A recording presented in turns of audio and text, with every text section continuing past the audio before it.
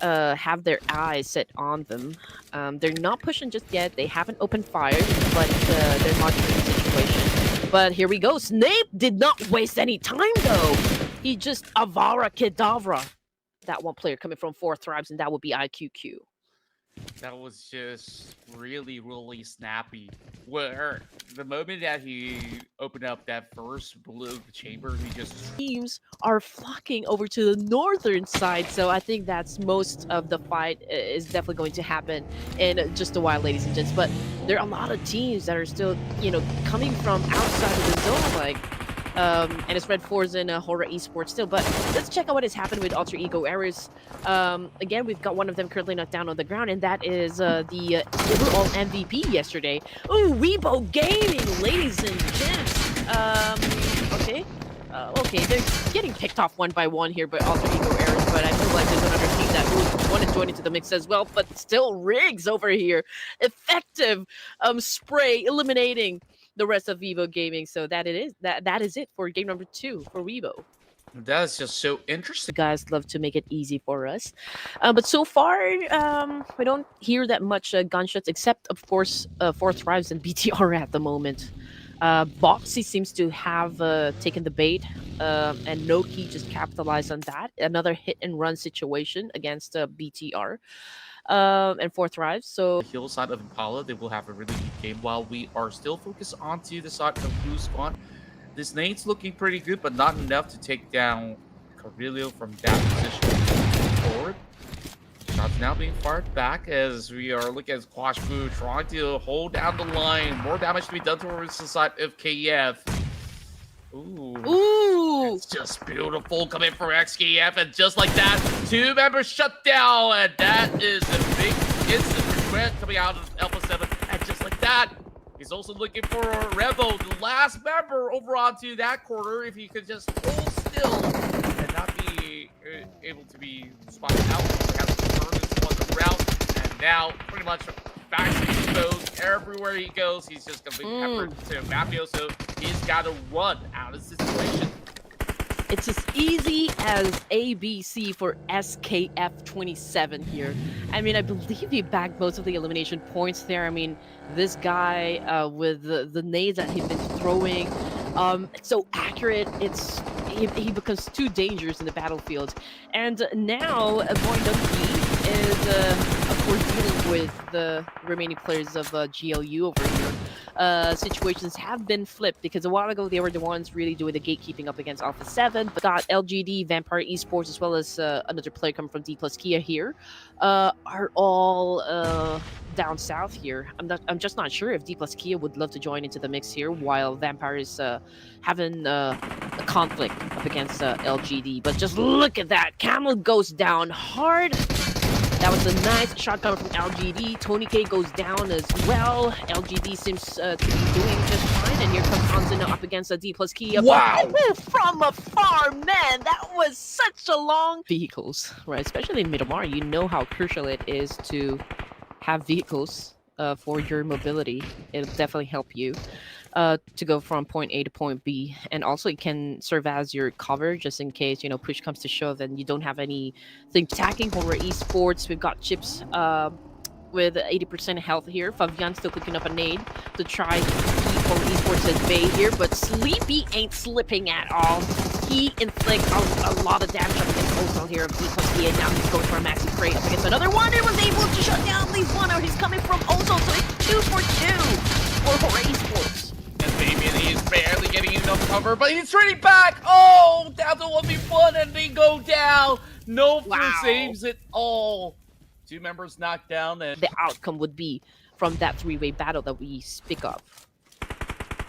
And just like that, they're going on an absolute rampage as the entire Thunder Talk members have been shredded out.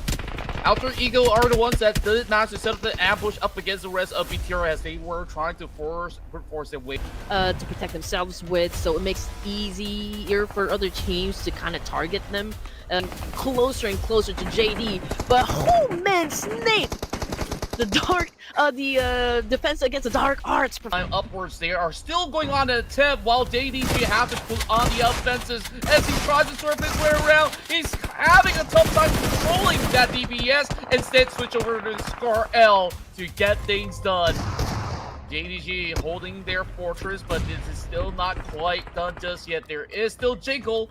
Let's go over on the low ground. And BTR knows exactly what's happening over on the other quarter, so they are going to be looking to at least push outwards if they could.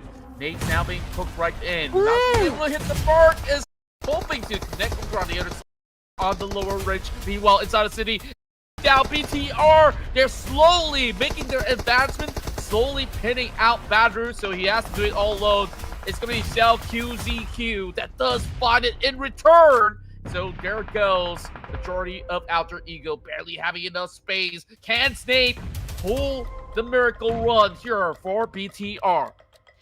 BTR, I can say that it's definitely a good spot for them. But since we're down to just last player, let's see if they can still pull it off. But great nade again coming from Snape, eliminating Badru. If Horror Esports is successful in eliminating players from JD, and they get the high ground advantage, then there's a big chance for them to get that back-to-back winner with chicken that we were talking about just a while ago.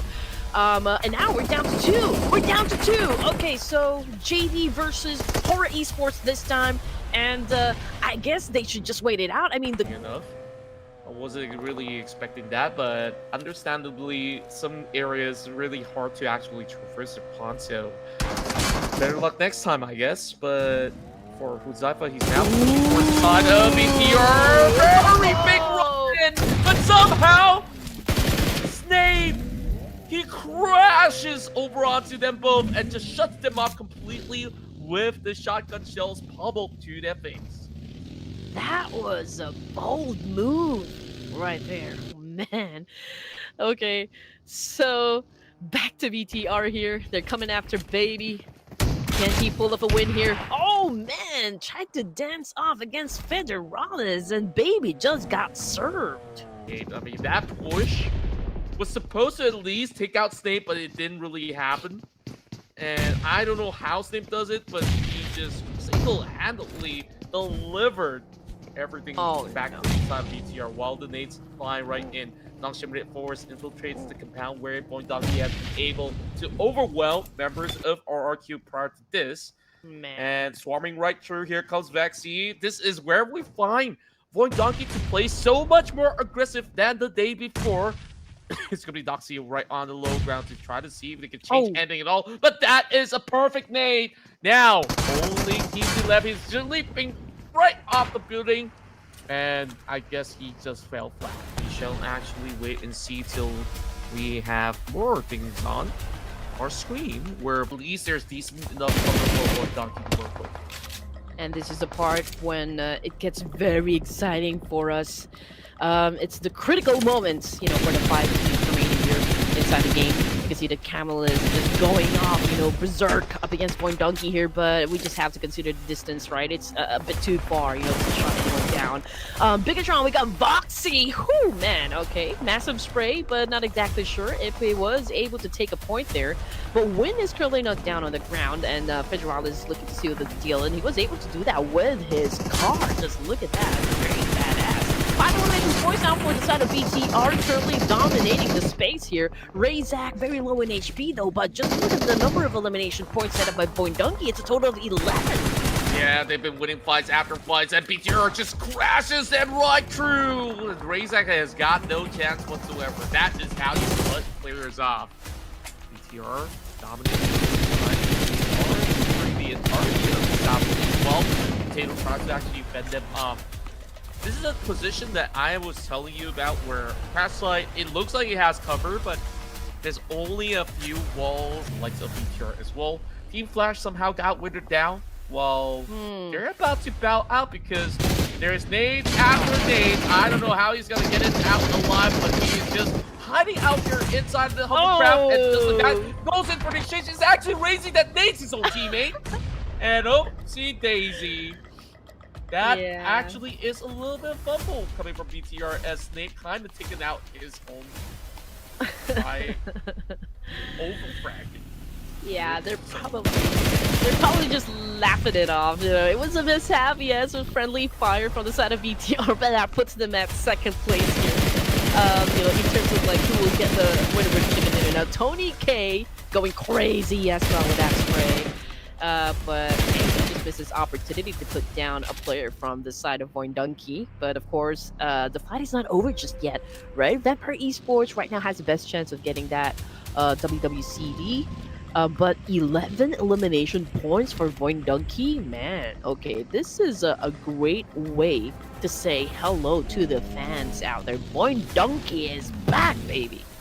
Absolutely, and just looking at the current teams on far, it's just purely out of all the finest of PMSL Southeast Asia. So that's it. Tony K still on board. You know the kind of damage this gentleman can do, alongside with Schweppes, who's looking for a flank. Potato's position is going to be really hard to be spotted by any of these members of Vampire Esports. So I think he really have to defend Exter over onto the outskirts, because he's being approached by Camel already. That's one Camel I don't want to ride. Fun fact. Then Which, oh, they're looking for Camel instead. So Exter, you at least have a piece to go in for a trade with Tony K, baby. Potato goes down, but quickly traded back by Exter. Okay, alright. This is a really interesting exchange coming from Voindunky and Vampire Esports. Now we've got Exter right here cooking up a nade himself. He's trying to put down players from Vampire Esports. Tony K is still low in HP here. I mean, obviously Voindunky is not letting Vampire Esports to do a reset here to recuperate from this situation, and that's exactly what he needs to do to really maintain their lead at the moment. But BTR is not joining into the mix just yet, but it'll be easy for BTR to kind of annihilate not just one team, but both of these teams. Yeah, they know that they're pretty much all bunched up all together, so BTR, all they really have to do is just swarm right through and absolutely run the competition. It's all down to Schweppes right now on the outskirts. And this Camel definitely looking to be a little bit thirsty, running out. And that is going to be the first contact, moving right in. Just like that, Boxy secures a winner chicken dinner for Bigatron Esports. Is this their second chicken dinner of the night? You man! These boys are cooking! Alright. Alpha 7. Ladies and gents, we got Revo on the screen here, getting ready to throw up Alpha Eagle errors, and now they've already made their presence felt against Alpha. Ooh! So from second floor down to the ground floor, Revo was able to do an effective counter up against Alter Ego errors. Here comes another attack! Revo 2 for 2! Wow, Revu just proving that he is still one of the top dogs out there, racing for that #1 title again. He wants the MVP for himself, but there's still more blood to be started up against these members of Alter Ego. Once again, these early skirmishes really does nobody a form of favor. I'm just not too sure if this is going to be any form of a good case scenario by the time we actually wrap up all these fights, as Mafioso now goes toe-to-toe, and it is going to be a big push! Just like that with the QBZ. He's securing. Oh, man. Alright, I mean, the fight continues on, and it's a great shot coming from Riggs. Unfortunately, he took a nade as well. And that puts Alter Ego errors in a world of trouble, not gonna lie there. Alpha 7 Revo is in 40% of health here. He's trying to put down Badru at that a great distance, but oh, he's pretty exposed as well. I mean, that was such a great response coming from Badru. I mean, like, oh, you're shooting me? I'm gonna shoot you down. Yeah, quickly as they slowly sift through these members. Yeah, we are just at stage 2, and we do have 3 teams already out of the game.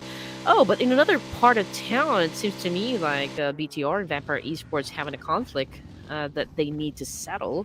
But Razy obviously has 1 point already. Snape trying to make a move here, trying to find the best angle to work with to try and pick Vampire Esports, so it's not going to be easy to reach whatsoever by the rest of the while Boxy Sees these movements coming right through. Point Donkey's gonna be a-okay as they did not end up challenging any of these members of Vampire Esports because there are BTR members up the hillside. Now it's gonna be a little bit of long range attempts coming in from both ends where we're seeing these back and forth before coming in from the two Indonesian squad, and it's gonna be a very technical fight, and it does not really help that there is vampires who can actually push up the hill at any given moment.